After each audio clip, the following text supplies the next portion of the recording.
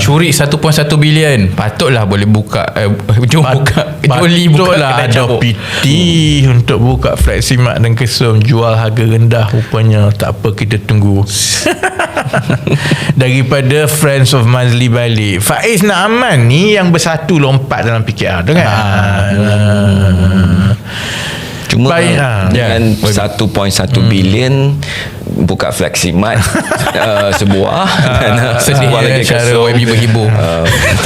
Sama ada aku ni bodoh ataupun aku tak tahu. Kalau kau jumpalah orang yang dia curi 1.1 bilion, lepas tu dia pergi buka kedai cabut, kau agak dia ni mental kan.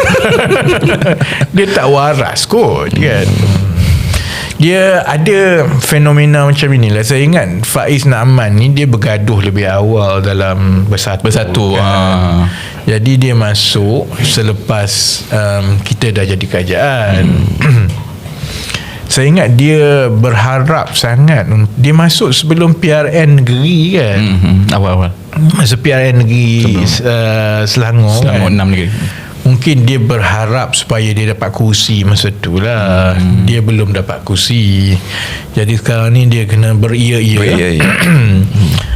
Beria-ia buat tuduhan, jadi kaki pukul. Mungkin dia berharap dia dapat kursi lagi lah. Kepada Faiz ni, Faiz Naaman ni, kau kena ingat sebenarnya kalau masuk parti ni tapi tak menjadi sebahagian daripada kartel ataupun bukan kawan baik Ramanan, kau takkan dapat kursinya. Mudah sajalah kan. Tapi inilah saya sebenarnya bila orang macam ini, saya pun tak tahulah dia seronok buat tuduhan macam ini semua ni kan. Saya tak terasa apalah, tapi dosa itu ditanggung lah. Kalau YB Saman boleh buka 2 lagi tu. Tak guna. Dia orang ni semuanya tak tahulah. Sebab kalau nak saman, masalah saman orang ni kan, kerana dia mengambil banyak masa. Sebab kita nak kena bayar peguam, lepas tu kita nak kena duduk prepare semua kan. Jadi tak berbaloi.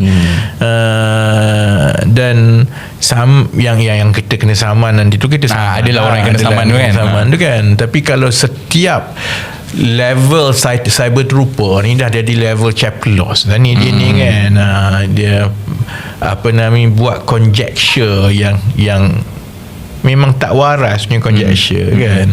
Tapi yang lain tu dia tanggung di akhirat nanti lah.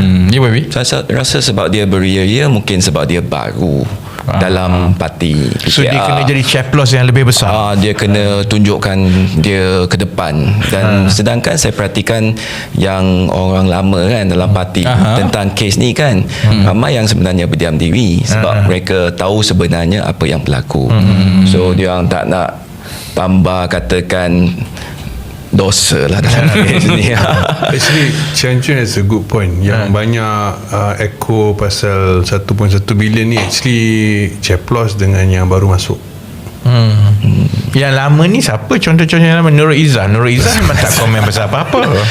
Grassroots yang lama lah, grassroots yang lama ataupun peringkat kita kata cabang kan, ramai yang maksudnya ketua-ketua cabang. Tapi YB, yalah, kalau betul-betul tanya frank lah kan, ada orang tanya, dah habis tu Fleximat dengan Kesum YB buka ni pakai duit apa sebenarnya? Dia rakyat tak tahu sebenarnya. Ahli parlimen, apatah lagi ahli parlimen yang ada jawatan sebagai menteri, bila kita habis berkhidmat kita dapat gratuiti. Maksudnya dibayar gratuiti ni dalam bahasa Melayu apa dia? Ganjaran. Imbuhan, ganjaran sekaligus setiap 5 tahun. Jadi kalau ahli parlimen penggal pertama, gratuiti dalam 200,000 lebih dapat. Jadi bila saya letak jawatan, dia ada formula dia lah untuk mengira gratuiti sebagai ahli parlimen dan juga sebagai menteri lah. Bila letak jawatan tu, dapatlah saya ingat dekat 400,000. Yang itulah aku tak rasa macam, yelah memanglah duit kita, sebab itu gaji kita kan. Tapi dia ada cerita sebenarnya di belakang Fleximat dan Kesum ni. Saya dah mungkin cerita lah. Bila saya letak jawatan, ada budak-budak yang dekat ibu pejabat PKR tu, dia dah bekerja belas tahun. Dia dah tak boleh terima kegilaan yang berlaku dalam PKR sebab mereka jadi saksi kepada semua. Mereka tahu kan. Jadi yang senior-senior ada 3 orang kaki tangan ibu pejabat PKR yang kanan yang dah ialah berbelas tahun bekerja. Dia pergi letak jawatan, dia tak nanya kat aku kan. Jadi tiba-tiba dia ada 3 keluarga ni yang sebenarnya dah tak ada punca rezeki. Kemudian ada lagi lah daripada pejabat saya, ada yang lain semua kan. So I end up with a situation aku boleh je cuci tangan, kata nasib korang lah, aku pun tak ada kerja, korang pun tak ada kerja lah. Tapi tak baik lah, kesian kau orang terkapai-kapai kan. Ada tambah kalau yang dah berumur sikit tu dah ada anak semua kan. Jadi aku tak ada duit nak bayar gaji dia orang ni, dan pada masa yang sama dia tak sustainable kalau you bayar kan. Jadi masa itulah datangnya idea. Aku memang dari dulu sebenarnya berminat kedai runcit, kedai makan ni sebab ini cara yang paling baik untuk kita belajar tentang unit cost, tentang semua kan.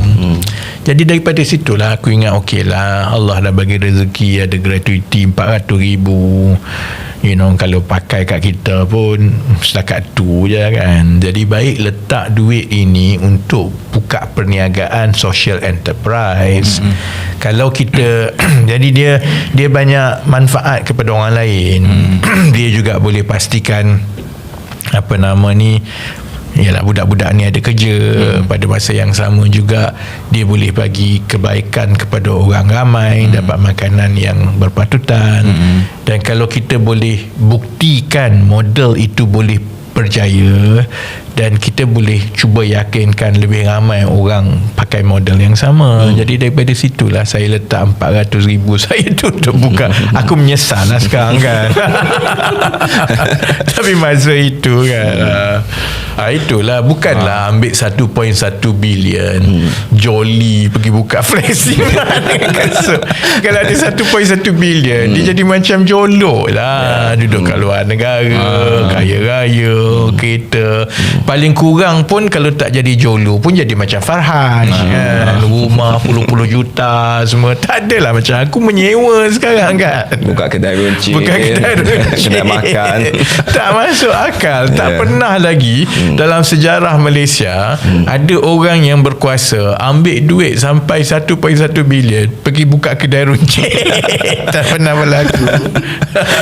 Beria. Okay baby, kita dah 40 minit kita nak kena ni.